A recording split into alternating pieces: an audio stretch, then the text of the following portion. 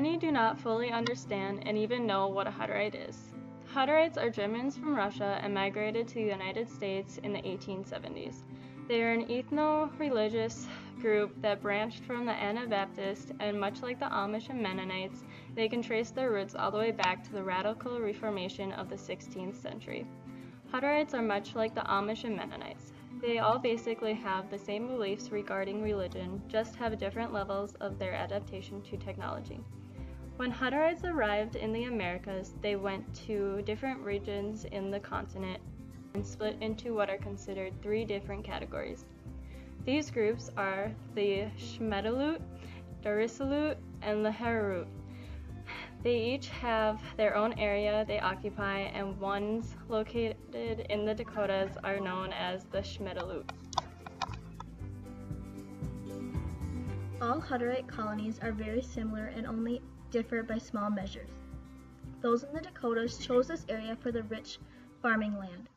It's farming. There were farmers like us. They wanted farmland and they wanted to be next to a river. So they settled next to the river. All of them in the beginning were next to the river.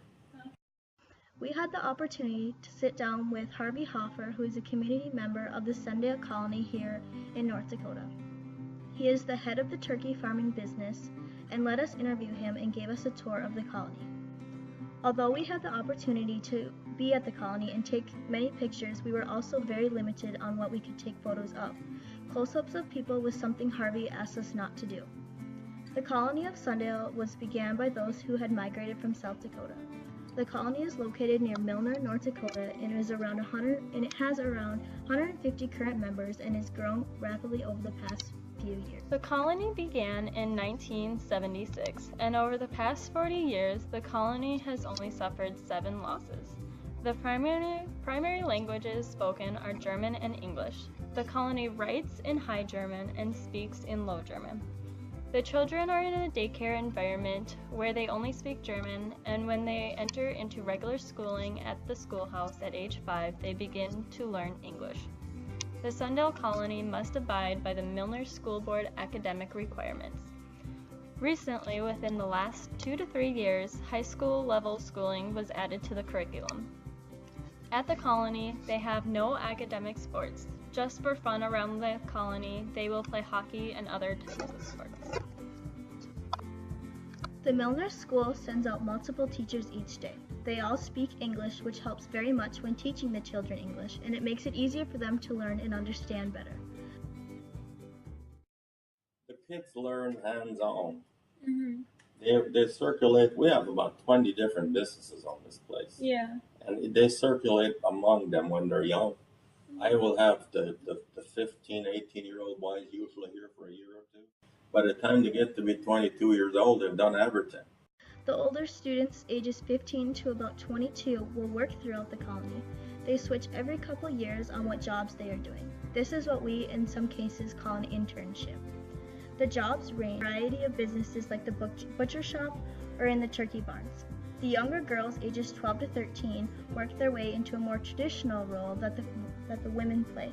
They begin babysitting at age 15. They start working and learning from the women of the colony. The boys begin working as soon as they are able, which is typically much younger. The boys and men are also the only ones who do the driving on and off of the colony. The women and men have 2 different days they will each experience. The women take care of the home, children, and gardens. In regards to the extra gardens the colony has, they are tended by the women, and they can grow enough vegetables to can and store to last them all year long. The women are also in charge of the cooking and cleaning of clothes.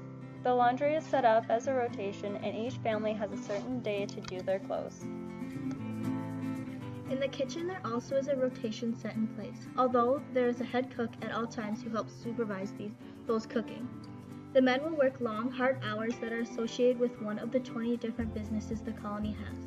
Some of these businesses include raising and buying animals, a butcher shop, gravel and concrete work, car repairing, and producing and selling feed, just to name a few. We were able to tour the turkey farm and butcher shop that is located in the colony. The turkey farming business creates long, hard hours that most would not even expect. Harvey said he is in his office attached to the baby turkey barns late at night, sometimes to make sure they have proper amounts of food and water. They butcher around 20,000 to 24,000 broiler chickens per year. They have one big cooler and one big freezer located in the shop. When processing for some people in the public, they must butcher some of their own livestock to make the final product. Religion is a very important subject. Hutterite holidays are a little different. For each of their holidays, they celebrate for 3 days, having church services all of the days. During the services, the preacher talks about the story of the holiday. They have a daily church service lasting only around 30 minutes each evening, and then a longer full service every Sunday lasting for an hour to an hour and a half. Many do not realize how complex their operations are and truly how adapted they are to modern technologies. If it's about our business, we do. If we have farming, we have to have the latest equipment, because if we didn't, we couldn't compete. There's no reason for us not to. That would be based on our religion. We have to compete.